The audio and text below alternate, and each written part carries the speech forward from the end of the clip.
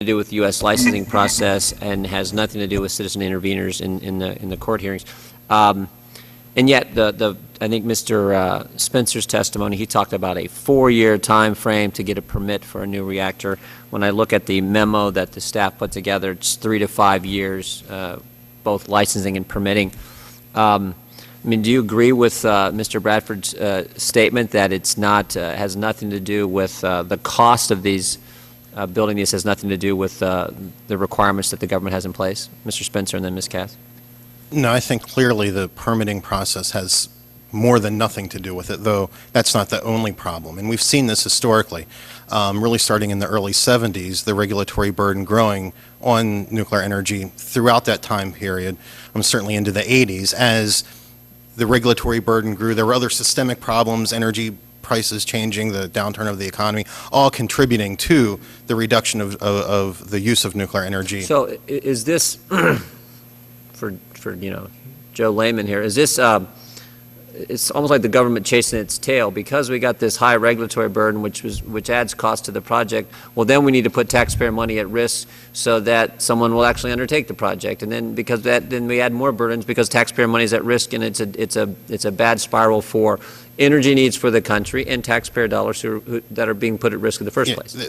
I agree with the way that you just described that, but let me be clear, it's not just a regulatory burden. There are policy issues with nuclear waste and some other things that add the unpredictability into the system that increase the risk that then leads to the need for taxpayer support. Okay, but you would argue that the regulatory burden is a factor. Would you say a big factor, I would huge say factor? a significant factor. Significant factor. Would you agree, Ms. Kath?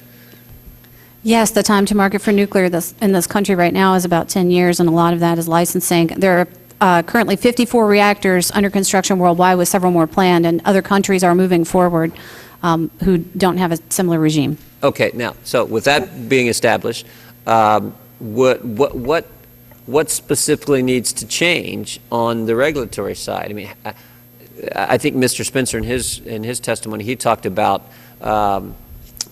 almost a bias the government has for certain types because the regulators get accustomed to approving that type of reactor, and I don't know enough to make the distinction. But so what needs to change on the regulatory side that would help the process? The thing we need most right now is experience. We have a new Part 52 licensing process that allows for designs to be certified up front. You can also have a site certified environmentally up front, and then you could put in your combined license. We believe in the second wave we'll be down to about 2 years for a combined license, provided that we are efficient with the process. The industry has some recommendations for making sure that we take out some of the redundant reviews between the early site permit and the COL, as well as ensuring that the hearing process, again, involves all the public stakeholders, which this new process involves everyone up front, which we feel is very positive and is very transparent, but involves them, but in a way that doesn't lag on. Okay, let me ask this, and this I simply just don't know. How long does the process take for a coal-fired, coal-powered plant? How long does the process take to approve any type of wind project or solar panel project? Is it comparable, or is it much shorter, much longer? Give me the comparisons. I don't know the answer to that question, but I can find it for you. But I do know this, that each of those projects that you just brought up are currently facing the regulatory delays for a lot of the same environmental reasons that are facing nuclear, interestingly enough. Interesting.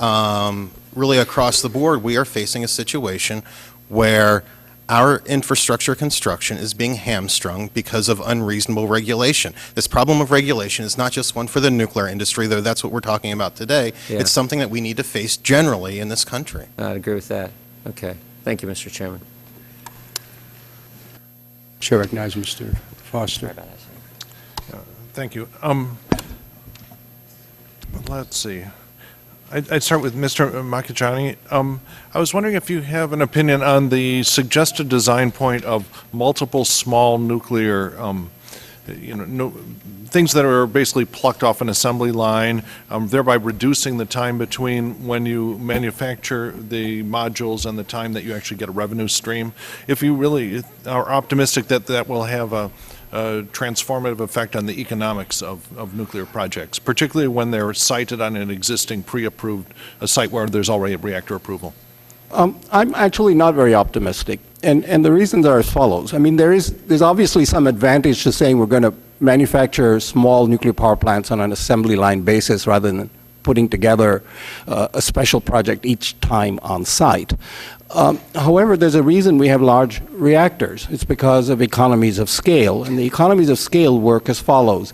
The cost of the materials and the construction goes approximately as the surface area of the reactor vessel or the containment building. And the amount of power you generate goes as the volume of the reactor vessel. Now, the volume increases much faster than the surface area when you increase the size of the reactor. That's why we have 1,000 megawatt reactors rather than 100 megawatt reactors. If you imagine a ball, the volume of the ball increases much faster than the radius or the surface area of the ball, Right, but something like that. Yes, but for a larger, I mean, if you're going to argue physics or engineering here, but the hoop stress, there's a famous result when you're designing a pressure vessel that the total mass of the pressure vessel is sort of independent of whether it's a small or large radius pressure vessel.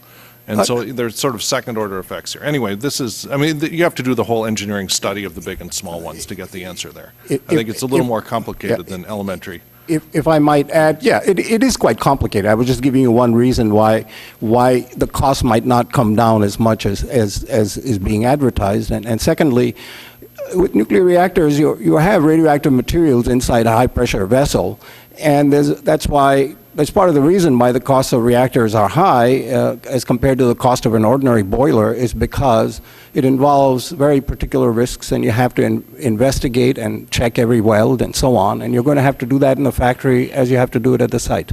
Right. And so I guess I had a question. I'm not sure who should cover this, but I don't understand exactly how the secret interest rate subsidies work. I mean, aren't these regulated utilities where your books are pretty much open to the universe? How do you succeed in keeping these secret? Is there anyone that can help me with this? Well, I can try. The Department of Energy has announced that they will treat the fee to be charged for the loan guarantee as proprietary to the recipient of the loan guarantee. So they, who are the ones who decide the fee, have no intention of making it public. In the states in which generation is still regulated, the Commission, of course, can ask for it, but they're likely to be told that it's proprietary information and that the Department of Energy has so certified. That means they may be able to see it themselves, or they may not, but in all likelihood, they won't be making it public either. So it will remain secret in those state proceedings as well, if DOE persists in this misguided course, which I hope they won't. One way I view this and hold this debate here is, you're all familiar with the McKinsey report that basically says, look at all the ways we know how to mitigate carbon sphere and what is the net present value of all these different systems. And I was wondering, one of the things I struggle with is the fact that there isn't a trusted third party to actually report the real world cost of this. What we have are proponents' cost estimates on different things with wildly different, views of the real cost of capital, project costs associated with project risk. Is there any trusted third entity, or who would you in the panel prefer as to be established as the trusted third party to actually come up with a fair apples-to-apples comparison of the cost of producing electricity by all these? Yeah, Mr. Spencer? Might not be the answer you're looking for, but there is a trusted third party that assesses real-world costs, and it's the marketplace. That's the problem with Washington deciding which of these things to do. You're taking, instead of the millions Yeah, but that completely ignores all of the externalities and indirectly imposed costs on there. Well, I would argue the marketplace actually takes all of those into consideration in a much better way than Washington. If Washington were the best place to do it, we should just have a command and control economy. No, it's simply the free market, it has no way of dealing with the external costs imposed by various solutions. Yeah. So I yield back. I'm afraid my May I time. answer that? Gentleman's time's expired. What I'd like to do is, Mr. Towns, have a question in this round? Okay, well, we'll pick up on that point which Mr. Foster raised. And I was intrigued with Mr. Spencer's answer. And actually, you may find surprise occasionally in this committee about who may concur with your answer. Because if, as someone who voted against the bailouts, why is this industry having trouble getting financing from Wall Street? I mean, if the market is the arbiter, as you say, you know, they're asking for tens of billions of loans and guarantees from the federal government. Why can't they get that money from Wall Street? Help me out with that. Well, I agree that subsidies are not the way to go. My belief, because I believe in the potential of nuclear energy, is that we need to address the underlying problems, which I believe are an antiquated regulatory process. I believe we don't have a waste management system that brings any sort of predictability to the process. I believe that there's overdependence on government. These are the underlying issues that create the whole basket of unpredictability that leads to the need for subsidies. And it's not just nuclear. I think that wind and solar, these other things, fall victim to the same thing, sir. That's the whole problem with Washington dictating this process. We need to throw it out there, throw it to the marketplace. Maybe someone comes up with a new wind technology that is great and affordable, then it'll beat nuclear. You know? Let me ask Ms. Cass. You know, the nuclear industry is asking for tens of billions of dollars in loans and loan guarantees from the federal government. Can't get financing from Wall Street. Why should the taxpayers take on risks that the private investment community is afraid of? We have a structural imbalance in this country because of the size of our utilities. It's one of the few things Dr. Makajani and I will agree upon, is that the size of our utilities is relatively small compared to that capital spending I mentioned of 1.5 to 2 trillion that has to happen between now and 2030 to upgrade and clean up our electricity infrastructure. So given that, it's very difficult for the companies to raise enough capital. Now, Wall Street has supported small tranches of capital for the projects, like the MEAG went for a bond offering that was specifically highlighted for the nuclear project. We've had some other smaller capital offerings. But when you come to a guarantee of this size, and again, this is our first time coming back to construction in many years with a new regulatory regime, there is some nervousness, but long term there's a structural problem. EDF in France and TEPCO in Japan, they're very large and they can fund these on balance sheet because they're, you know, hundreds of billions of dollars on their balance sheet. We don't have that here in the U.S. The largest electric utility is in the roughly the 30 to 35 billion range. Well, we've heard some earlier discussions here about the issue of risk, and if Southern Company defaults on its $8.3 billion loan, what would happen to the taxpayers? What would be the result to the taxpayers? It all gets down to recovery, what you assume the recovery rate is and the probability of default. Southern Company has put their balance sheet behind this transaction, and they also have significant equity, again, in a first loss position. They have other partners that diversify the risk. Here's the thing that concerns me. Mm-hmm. What concerns me is that I'm asking, you know, you're there representing the industry. I've got that. I'm very clear on that. I'm wondering what sympathy you have for the U.S. taxpayers. And I don't hear that. I am a U.S. taxpayer, sir, and but you're not going to fork up billions of dollars yourself. I'm just looking for some kind of sentiment on your part of your concern for what the U.S. taxpayers here have at stake. That's what I'm just trying to figure out where you're coming from on this. Well, I think when you look at the analytics, and as I mentioned, the risk versus the possibilities of what we have to do here, I as a taxpayer am concerned that we're going to come up with energy costs so high that it crushes our economy as we try to go to a clean energy economy. Ms. Cass, and that's my concern. I want to go to Mr. Bradford. What happens if there's a default? What's the impact here? Well, if there's a default, at that point, presumably the project is going to either change hands or stop, and the components will be sold off. There'll be a net loss, and that net loss will be charged to the taxpayers. But I wonder if I could comment on this issue of the size of the utilities, because it doesn't seem to me to be remotely the problem that the industry asserts it is in justifying loan guarantees. All that's needed is to match a consortium to build the plant with the size of the project being undertaken. If the buyers are there and the plant can produce an output at a reasonable price, it's financeable. We finance bigger projects than nuclear plants in the country, but the difficulty lies in mismatches between what's being undertaken and the size of the individual companies. The Florida companies are trying to find buyers for their shares of the plant. Other utilities aren't interested in buying in because it's too expensive. And the way we've built nuclear plants in the past is by putting consortia of companies together. There are consortia backing each reactor design that have assets and gross sales bigger than 100 countries combined. It's about risk and it's about cost. And that's true also, incidentally, with regard to this issue of the regulatory process. I mean, for God's sakes, Ralph Nader has not been appointing the nuclear regulatory commissioners for the last 30 years.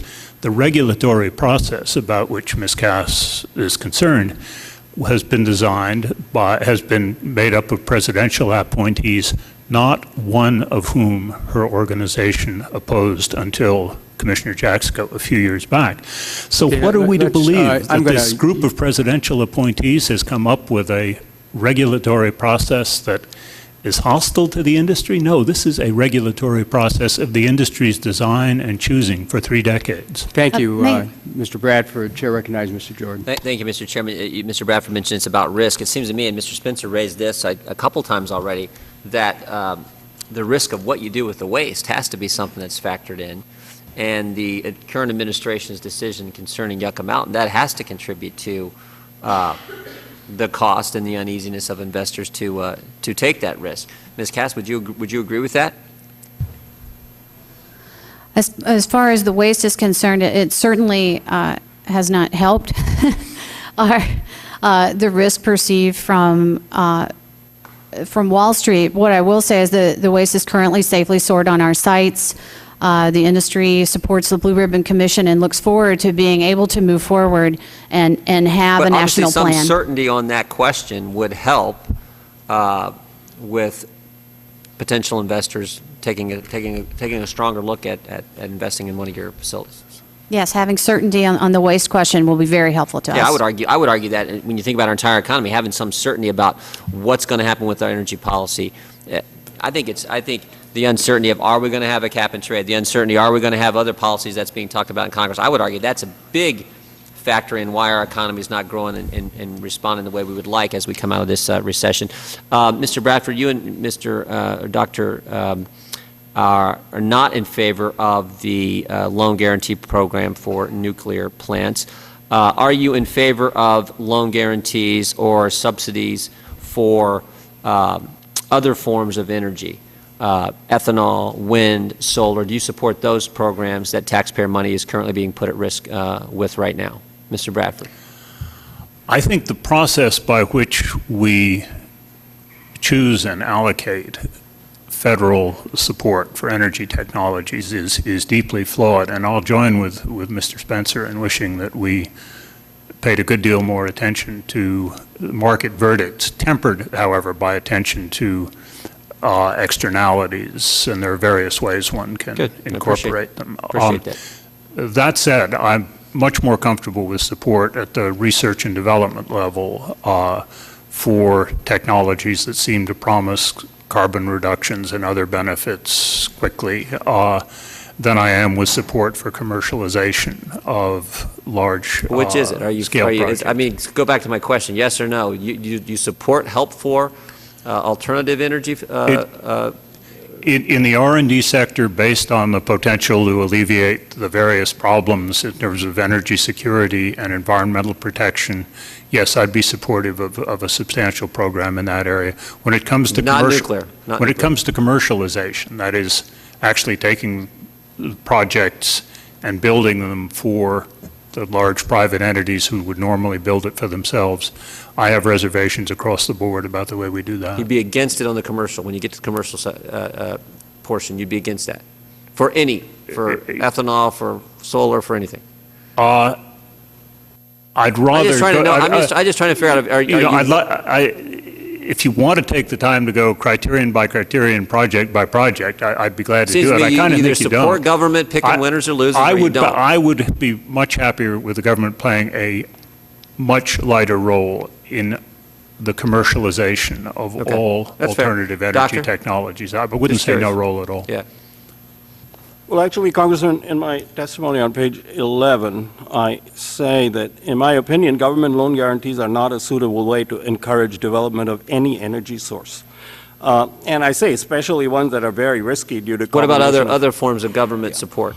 No, I actually, I'm not a proponent of subsidies. I think we've got a very complicated thing where some very old industries like nuclear and coal and so on have some subsidies, and you've got wind and solar that now have investment tax credits, production tax credits. I actually think that these production tax credits should be phased out in 8 or 10 years with this sunset, whatever the legislation is. And the best way to support a new energy marketplace by government is for the government, federal, state, and local, to put its own house in order. I have been a proponent in my book and in other forums.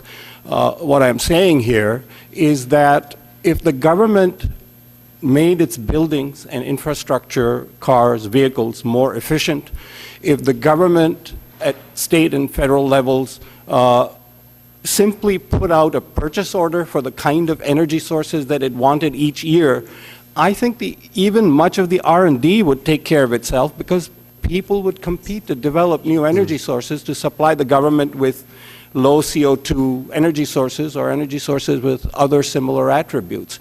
So I think the government should put its own clean energy house in order. And I am not a big proponent. I'm actually fairly much a fiscal conservative in that I am not a proponent of big government subsidies for anything. Okay. Thank you, Mr. Chairman. And certainly not prolonged subsidies. I think nuclear has had R&D and subsidies for 50 years and continues to enjoy subsidies.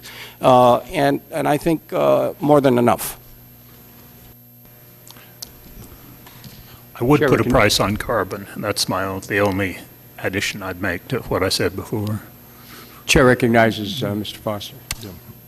Yeah, I think, well, the carbon is one example of an externality that we have to figure out how we'll deal with. Another one is obviously, the waste problem in nuclear. You can't say that, it's just the free market, and if I want, I can set up a waste repository in my backyard without consulting my neighbors, whether that's okay or not. And so we have to come up with deal with the reality that it's a mixture of a regulated and a free market environment that we're always going to be in, and that makes it hard not to game. But I actually see a possibility that you actually agree in principle here at something that's very much like what the approach taken in the McKinsey report and other ways, where you just do a hard-eyed economic analysis of what is the cost of producing energy, the levelized cost, the total project cost, factor it all in, but do the calculation right. Okay, and with the exception of externalities, which we're going to have to argue about and get settled, that is the way that actually this should be handled. And that those who advocate nuclear, I think that when you do that analysis right, you're going to show that the McKinsey report showed it was pretty much net present value neutral, as I recall, investments in nuclear. They viewed as many of the renewable things had a very positive cost to the GDP, and they reviewed things like efficiency improvements as massively negative in terms of saving the economy money. And I think that, do any of you really have an objection to that as the basic approach for setting policy here? And then what we really need to do is get these numbers right and set up some entity that we all trust to go through the real cost of these things. I guess I'll start right here. And yeah, Ms. Katz. Thank you. And we obviously, our utilities look at the levelized cost of electricity, and that's how they make their investment decisions for their precious capital as well. And the third party I would recommend is the National Academy of Sciences. The National Research Council, for instance, put out a report in 2009, actually. In 2009, they have a draft report out that looks at the levelized cost across all technologies and shows that, for instance, nuclear is in the competitive range, as are many other technologies. And the The thing we get into is there's no single point estimate because every project has unique characteristics, whether you're relying on natural resources such as, how windy is it somewhere, or whether you're looking at what the site geology is and how much you have to compensate for that or transmission in your construction. So we find the National Academy of Sciences, we find EIA, and there are studies out there that I think are very helpful and accurate and Well, I believe the neutral. EIA has recently, in the last few years, actually stopped doing, year-by-year reporting of these. And actually, we have a piece of legislation where we prepared in our office to try to reverse that. I think that was a very valuable part of the puzzle that's actually sort of ceased to exist and shouldn't have. Anyone else want to try to field? I would, or if we're going down the line, it depends on who is using this information. I would disagree that the federal. You want to bring that mic a little closer? It depends on who is using that information. I would disagree, for example, that the government should use that information to develop an energy mix that they would then mandate. If, however, the nuclear industry or wind industry or the utilities use that information as a variable in the considerations of where they place their investments, then that's fine. So it just depends on who's using that information and what for. Well, I recommended in my book that there should be a standing committee as part of the scientific advisory board of the EPA on energy and climate, and I think that they have a pretty diverse representation on their science advisory board. I've served on their radiation advisory committee. They produce good reports generally, and I think that would probably be one possible venue. The National Academy could be another. You're not guaranteed. So you'd like to institutionalize the report of the real levelized cost of electricity for whatever, as R&T proceeds on these different things, as we get better data for different classes of nuclear plants, whatever it is, to just have some third party sits there every year and says, okay, what does it look like this year with this year's, cost of nickel and this year's cost of cement and everything that will cause you to re-estimate all the different things? Well, Mr. Foster, cost is just one thing. I think energy and climate is a very complicated thing, and I think the public and Congress and the executive branch should have an annual report on energy and climate, which covers cost issues, which looks out at R&D questions, but which also looks at the marketplace, which looks at CO2 questions and whether we need to tighten CO2 regulations or loosen them, and things are not as bad or worse than we thought. And so I think we need a panel with the adequate expertise and public confidence in its independence that would report to the public each year, and that has a requisite level of independence. And I guess I'll... Mr. Foster, with all due respect, I'm on in a different place, I'm afraid. You won't find a panel that can, as you put it, get it right for further into the future than this time next week. The costs of different energy sources, the cost of nuclear 10, 20 years in the future, no matter how sophisticated the models and how well-intentioned the panel, the only thing you can be sure about their forecasts is that they'll be wrong. What you need are systems that make the least damaging errors, systems that have the greatest degree of flexibility in responding to changes in events. You've got to get the principles right and not the prophecies, because we just don't have prophets that good. I was referring to just this year's results, the actual true numbers for this year, which I think should be knowable on a level playing field. History is much easier to deal with than the future, yes. Gentleman's time's expired. Mr. Welch, you have any questions right now? Or we're going to ask another round, so if you want to wait. Okay. Okay, we're going to have one more round of the witnesses.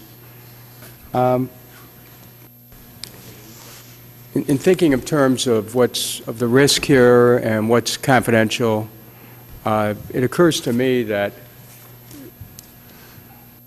there ought to be a discussion about the economics of nuclear power plants and what would be the effect. I'd like Mr. Bradford, Mr. Macajani. As a matter of fact, the whole panel might be able to answer this question.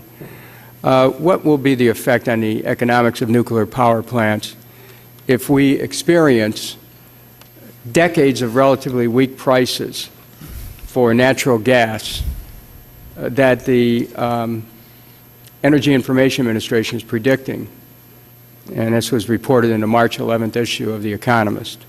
So we're looking at decades of relatively weak prices for natural gas. What is going to be the effect, or what could be the effect of this on the economics of nuclear power plants? It would be pretty devastating. I mean, Why? because right now, new nuclear is looking to sell 12-cent kilowatt hours into a 5 or 6 cent market. That's what today's natural gas prices are producing in the power markets in those parts of the country that use power markets. The gap between the 5, 6 cents in those power markets and the 12 cents that's about the lowest responsible forecast I've seen for new nuclear is bigger than even loan guarantees can bridge. And so it would be hard to build nuclear plants at all in those parts of the country that use power markets. In those parts of the country that are regulated, where the costs can be charged to customers willy-nilly, you might still see a plant or two built. That would be primarily the Southeast. But at low gas prices, you won't see many.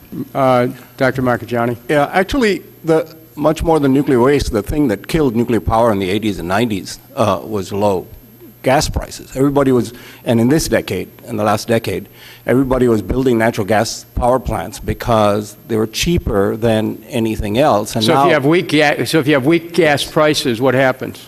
if you have weak gas prices and loan guarantees, you're going to have a high likelihood of default on the loan guarantee, especially for merchant plants where they have to sell their power output on the open marketplace. In a deregulated marketplace, they won't be able to sell their power or won't be able to sell some significant fraction of it, which will drive up the cost of the rest of it, because most of your cost in a nuclear plant is a fixed cost, whereas in a gas-fired power plant, most of your cost is in the fuel cost. And so you Spencer? can afford to remain flexible. Thank you, Doctor. Mr. Spencer, do you want to?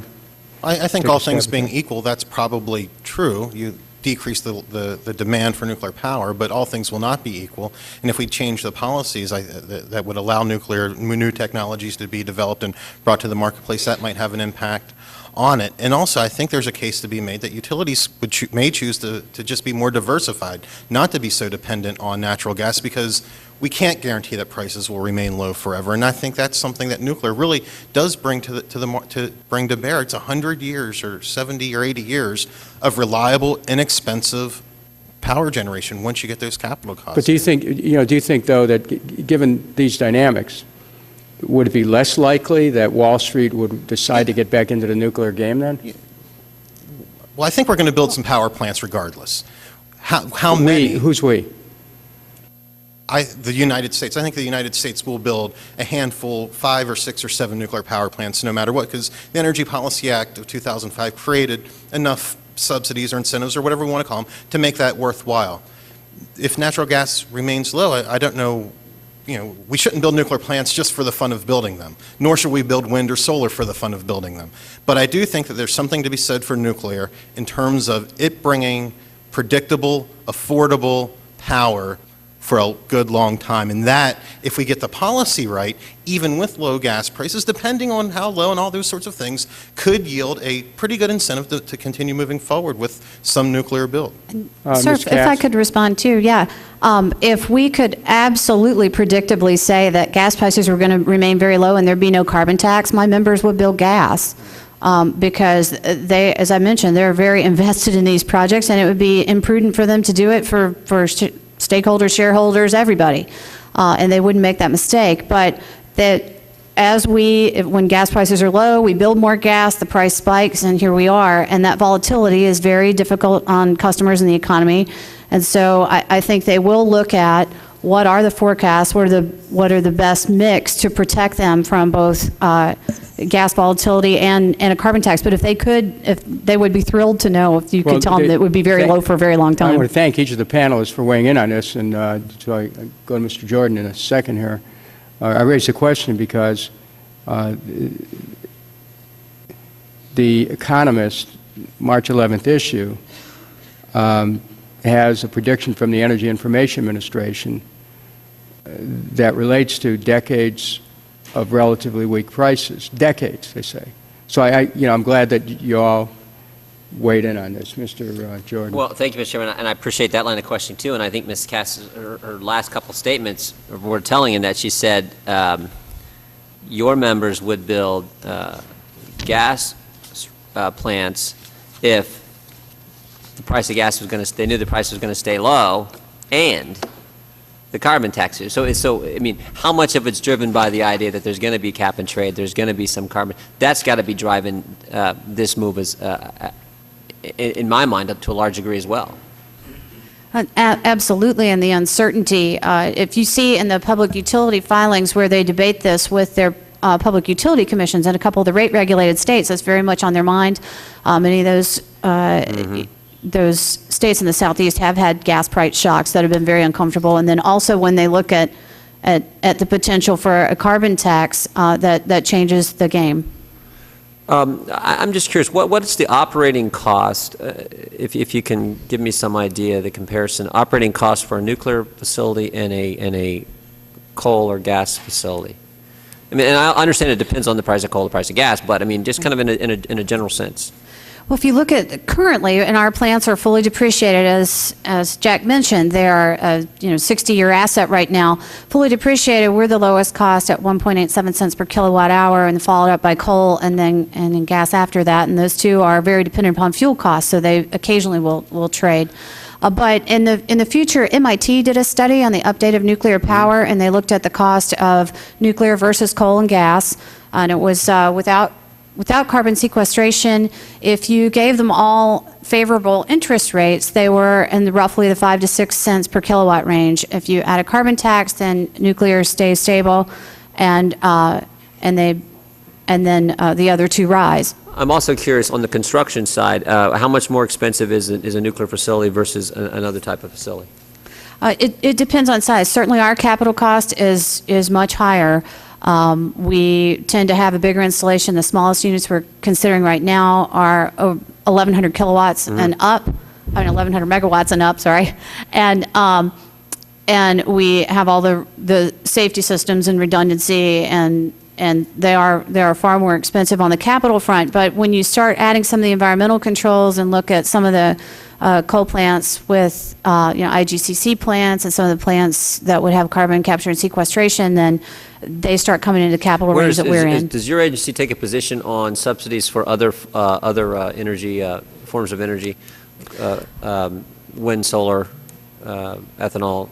We're just looking for a level playing field. We found that the loan guarantee program, we're happy with the way that it's structured, but we do need more loan volume, would be very effective for us. We actually believe that it's going to take the full energy mix, and in the current environment, our utilities, again, are also building wind farms, also building solar, and what is it going to take to bring all these technologies to bear so they can keep up with demand, but also meet the mandate for clean energy? Mr. Spencer, I raised the Yucca Mountain issue in the previous round, and you had sort of brought that in front of the committee, and didn't give you a chance to talk about that. If you'd like to elaborate on the uncertainty that not having a place to put the waste, and the cost that you see that adding to potential investors' willingness to invest in these projects. I think it's a substantial issue on a number of levels. First, in order to have a nuclear power plant license, we need to have a place to put the waste. Now, the Blue Ribbon Commission is supposed to give us that, but one of my fears is that by potentially killing Yucca Mountain before having a plan B in place, it could bring some uncertainty there, and that's real uncertainty that will have an impact on costs. Then there's the longer-term impact that I think of having the government in charge of nuclear waste. It really removes the economic incentives for those who would have the most need to come up with a waste solution. The utilities, they're the ones who need a waste solution in order to sell their product. I think that putting more responsibility on the utilities to develop a nuclear waste solution, that includes Yucca Mountain as an alternative there, would help bring those same market pressures and downward price pressures to and competition both on the waste management side, but also on the nuclear technology side, because if you're responsible for your waste, then you start caring about how that waste is produced. Keeping the government in charge of that nuclear waste really, I think, is one of the detriments to really getting us to where we need to be on the nuclear front, that allows nuclear to be competitive with everything else, even absent carbon caps potentially. Yeah. Thank you, Mr. Chairman. Thank you. Chair recognizes Mr. Welch of Vermont. I'm sorry I got here late. It's great to see Mr. Bradford from Vermont. Mr. Spencer, you probably testified about this, but how would we deal with the waste issue as you proposed it very succinctly, because I don't want to put my colleagues through hearing that again if you've answered it. And secondly, would it be a prerequisite to the future of nuclear power that be dealt with before plunging in with these huge investments? I think we have a plan in place already where the waste goes to Yucca Mountain that works for the time being. But that doesn't give us the comprehensive, I think, long-term sustainability that we need. But it's not working at Yucca Mountain. Well, no, I think that it could work. I don't think there's anything that... No, well, that's my question. As you know... Okay, let me try to answer your question in 30 seconds, which I'm not going to be able to do. Yeah. So red lights and then go on here. But here's what I think we need to do. The utilities should be in charge of their own nuclear waste. If they are in charge of that, then you start to create a marketplace for waste services. I think Yucca Mountain or some geologic repository somewhere should be critical to that. Geologic repository space would then be looked at as a finite commodity. As it fills up, that sends the signal out into the marketplace. You need to reprocess or do something else. I think that there's a way that we can introduce market forces into waste management that would get the politics out and allow us to come up with a long-term solution. All right. So would that have to be done first, and then that would make it possible for the to proceed and make non-government-based, non-subsidized decisions about investing in these massive capital assets? I think that having a sustainable solution to nuclear waste will allow us to develop a long-term economically viable nuclear industry. I don't think that we need to have that solution before we build or permit a new power plant. Mr. Marchigiani? Yeah. Thank you, Mr. Welch. The Yucca Mountain question, from the point of view of the utilities, was really settled, at least as it was thought then, by the 1982 Nuclear Waste Policy Act. Ratepayers paid a tenth of a cent a kilowatt hour, and utilities had some certainty. When that certainty didn't come to pass, they sued the government, and the taxpayer is actually picking up the cost, at least in those suits that have been successful. And I believe that the government did violate its contracts, and so the taxpayers are paying for the additional storage that will be required, and that liability is actually mounting. I don't think the industry is looking to significant extra costs because of this default, because the taxpayers are now on the hook for that money, and it's not coming out of the nuclear waste fund. I am a supporter of a deep geologic repository, but I happen to think that Yucca Mountain, in my opinion, has been the worst single site that has been investigated in this country. Well, yeah, I'm going to stop you there. We don't need to go into it, but because those arguments are inevitable. Whatever, it's a huge NIMBY issue. Wherever you're going to be, there's going to be enormous opposition. And it really has raised the question in my mind as to whether or not there's a political capacity on the part of Congress to actually have a legislative outcome rather than have it be endless fights. Let me go to Mr. Bradford. Your view on this? Well, there's a lot to be said for Mr. Spencer's view, and I wish the program had unfolded that way from the beginning. In many ways, the commitment to take the nuclear waste that the federal government has made, which is unique to the nuclear industry. After all, the federal government doesn't offer to take the waste from any other industry, could be said to be one of the largest of all the subsidies that was given to nuclear energy, and it's played out very badly for them. But it is a commitment that's in place now, and it's hard to see how we could develop a deep geological repository, all the transportation necessary to get it there, without a central role of some sort for the government. Not necessarily the Department of Energy, conceivably a differently constituted authority would be more successessful. I just don't see us able to get from where we are to market principles today, although it would perhaps have been very desirable to have been there from the beginning. With regard to the role of a waste repository in the context of new reactors, I agree that you can't really make a case that 6 or 7 more plants change the nature of the waste dilemma in any fundamental way, any in fact, it's less than operating the existing plants for additional years. We're going to be using pools and dry casks, and the only serious question is whether we centralize the dry cask storage somewhere in the next decade or two.